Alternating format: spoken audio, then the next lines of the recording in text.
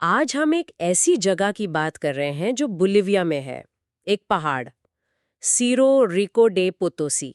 جی لیکن اس کا ایک اور نام ہے جو زیادہ مشہور ہے، اور وہ کافی لرزہ دینے والا ہے، وہ پہاڑ جو آدمیوں کو کھا جاتا ہے۔ بالکل، یہ نام سن کر ہی اندازہ ہو جاتا ہے کہ اس کے پیچھے کوئی عام کہانی نہیں ہوگی۔ ہاں، یہ صرف نام نہیں، یہ صدیوں کی ایک پوری داستان ہے جس میں دولت بھی ہے اور انسانی المیہ بھی۔ جی ہاں، اور آج ہم ہسٹورک مسٹریز کے مضمون کی بنیاد پر اسی کہانی کی گہرائی میں جائیں گے۔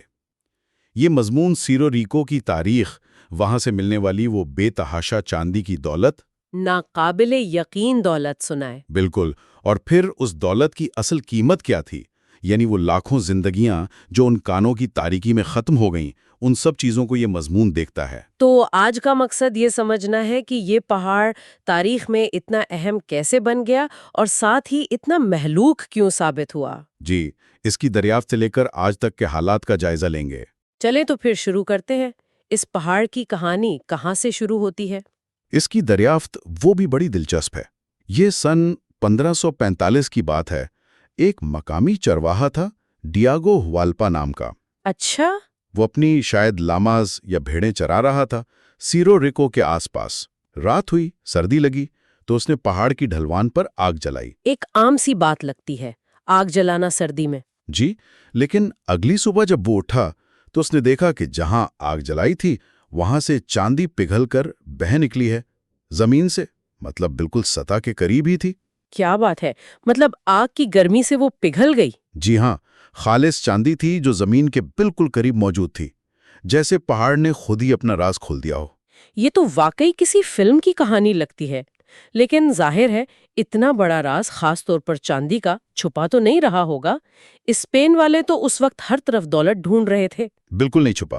یہ خبر فوراً پھیلی اور جلدی ہسپانوی، وہ کانکسٹاڈورز، وہاں پہنچ گئے۔ اور آتے ہی قبضہ کر لیا ہوگا۔ فوراً انہوں نے علاقے پر، خاص طور پر اس پہاڑ پر اپنا کنٹرول قائم کیا۔ وہاں جو مقامی انکا آبادی تھی ان کو غلام بنایا گیا، اور پھر کان کنی کا ایک بہت بڑا اور کہنا چاہیے کہ بے رحمانہ سلسلہ شروع ہوا۔ مجھے یاد ہے ذرائع میں ایک پیش گوئی کا بھی ذکر تھا، کچھ ایسا کہ یہ دولت مقامی لوگوں کے لیے نہیں، باہر والوں کے لیے ہے۔ جی، یہ بات بھی کہی جاتی ہے کہ انکا لوگوں کو یہ اندازہ تھا یا ان کی کوئی پیش گوئی تھی کہ یہ پہاڑ اپنے خزانے کسی اور قوم کے لیے کھولے گا۔ اب یہ کتنی سچ ہے یا بعد میں بنائی گئی کہانی ہے، کہنا مشکل ہے۔ لیکن یہ ہسپانوی قبضے کے ساتھ پوری ہو گئی؟ بالکل، اس دریافت نے پوٹوسی شہر کی بنیاد ڈالی، اور دیکھتے ہی دیکھتے یہ نئی دنیا کا ایک بہت بہت اہم شہر بن گیا۔ کتنا اہم؟ مطلب صرف ایک کانکنی کا شہر تھا یا اس سے زیادہ کچھ؟ نہیں، صرف کانکنی کا شہر نہیں تھا، یہ ایک میگا سٹی بن گیا تھا اپنے وقت کا۔ 17ویں صدی کے شروع میں اس کی آبادی کوئی 1,60,000 تک پہنچ گئی تھی۔ 1,60,000 اس زمانے میں؟ جی ہاں، یہ لندن یا پیرس سے بھی زیادہ تھی، اور یہ دنیا کے سب سے بلند شہروں میں سے ایک تھا، کوئی 13,000 فٹ کی بلندی پر۔ اور وہاں تھا کیا کیا؟ ہاں، وہاں سب کچھ تھا۔ چاندی کے فرش والی حویلیاں، درجنوں چرچ، تھیٹر تھے، جوئے خانے تھے، اور ایک شاہی ٹکسال یعنی منٹ، جہاں سیرو ریکو کی چاندی سے سکے بنتے تھے۔ واہ، مطلب عیاشی کا پورا انتظام تھا۔ بالکل، یہ دولت اور عیاشی کا گڑھ تھا۔ اور یہ سب کچھ ایک پہاڑ کی وجہ سے؟ کہا جاتا ہے کہ ایک وقت تھا، شاید 1575 سے 1635 کے بیچ، جب دنیا کی آدھی سے زیادہ چاندی صرف سیرو ریکو سے آ رہی تھی۔ کیا یہ صحیح ہے؟ یہ اندازہ بالکل ٹھیک ہے۔ سیرو ریکو اس وقت عالمی معیشت کا انجن تھا۔ اسپین کی بادشاہت کا زیادہ تر خرچہ، ان کی جنگیں، ان کے محلات، سب یہیں کی چاندی سے چل رہا تھا۔ اور اس کا اثر پوری دنیا پر پڑا ہوگا۔ یقیناً، اس نے یورپ میں پرائس ریولوشن یعنی قیمتوں کا انقلاب برپا کیا۔ عالمی تجارت کو بہت فروغ ملا۔ دنیا ایک نئے معاشی دور میں داخل ہو گئی۔ وہ کہاوت مشہور ہے نا کہ پوٹوسی سے میڈرڈ تک چاندی کا پل بن سکتا تھا۔ ہاں، یہ پل والی بات تو بہت مشہور ہے، لیکن اس ساری چمک دمک کے پیچھے اصل کہانی کچھ اور تھی۔ جی، اور وہی اس کہانی کا سب سے تاریک، سب سے المناک پہلو ہے۔ یہ ساری دولت مفت میں نہیں آئی، اس کی بنیاد تھی جبری مشقت، غلامی۔ مقامی لوگ اور لاکھوں مقامی لوگ، اور بعد میں جب مقامی آبادی کم ہونے لگی بیماریوں اور سخت حالات سے، تو افریقہ سے بھی غلام لائے گئے۔ ان سب کو ان کھانوں میں جھونک دیا گیا۔ ان کے لیے یہ پہاڑ دولت نہیں، موت تھا۔ موت، اعداد و شمار کیا کہتے ہیں؟ کتنی اموات ہوئیں؟ ایک اندازہ ہے کوئی؟ اندازے مختلف ہیں، لیکن ایک عدد جو اکثر ذکر کیا جاتا ہے وہ بہت ہولناک ہے۔ تقریباً 80 لاکھ لوگ۔ 8 ملین 80 لاکھ پورے نو آبادیاتی دور میں؟ جی، ہسپانوی دور حکومت کے دوران۔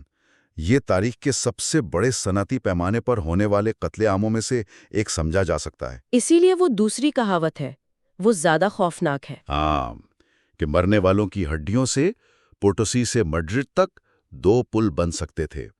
یہ صرف ایک کہاوت نہیں، یہ اس تباہی کی، اس انسانی قیمت کی طرف اشارہ ہے۔ ان کانکنوں کے حالات کیسے تھے آخر؟ مطلب اتنی بڑی تعداد میں اموات کیوں ہوئیں؟ حالات ناقابل تصور حد تک سخت تھے۔ کانکنوں کو ہفتوں مہینوں تک زمین کے نیچے رہنا پڑتا تھا۔ مہینوں تک؟ جی، اندھیری، تنگ، غیر محفوظ سرنگوں میں، دن میں کئی گھنٹے، کچھ جگہ لکھا ہے 20 گھنٹے تک، سخت جسمانی کام۔ اور وہاں اندر کیا مسائل ہوتے ہوں گے؟ آکسیجن کی شدید کمی، ہر وقت دھول مٹی، زہریلی گیسیں، اور پھر پارا، مرکری کا استعمال ہوتا تھا چاندی کو صاف کرنے کے عمل میں، جو خود بہت زہریلا ہے۔ اوہ خدایا! تو موت کی وجوہات بھی کئی تھیں۔ کیا؟ شدید تھکاوٹ، بھوک، سرنگیں گر جاتی تھیں، حادثات عام تھے۔ پھر پھیپھڑوں کی بیماریاں، مسلسل دھول میں سانس لینے سے، خاص طور پر ایک بیماری سلیکوسس، اس کا بہت ذکر ہے۔ سلیکوسس؟ وہ کیا ہوتی ہے؟ اس میں پھیپھڑے دھول کے ذرات جمع ہونے سے سخت ہو جاتے ہیں، پتھر کی طرح، سانس لینا مشکل ہو جاتا ہے۔ اس سے کانکن اکثر جوانی میں ہی مر جاتے تھے، 40 سال کی عمر تک بھی نہیں پہنچ پاتے تھے۔ 40 سال سے پہلے؟ جی، اور پھر عام بیماریاں جیسے نمونیا، ٹی بی، وہ تو ان کمزور جسموں پر آسانی سے حملہ کرتی تھی۔ اور پھر ایک اور وجہ، مایوسی، بہت سے لوگ نا امیدی میں خودکشی بھی کر لیتے تھے۔ اب سمجھ میں آیا کہ مقامی لوگ اسے آدمیوں کو کھانے والا پہاڑ کیوں کہتے ہیں۔ یہ تو بالکل لفظی معنوں میں کھا رہا تھا انسانوں کو۔ بالکل، یہ نام ان کے صدیوں کے تجربے کا نچوڑ ہے۔ اور یہ بات بھی اہم ہے کہ آج بھی وہاں کے مقامی لوگ نہیں چاہتے کہ ان کے بچے ان کانوں میں کام کریں۔ وہ جانتے ہیں اس کی تاریخ۔ جبکہ دوسری طرف اسپین سپر پاور بن رہا تھا، یورپ میں ترقی ہو رہی تھی۔ جی، اور اس سب کی قیمت یہ گمنام کانکن اپنی جانوں سے ادا کر رہے تھے۔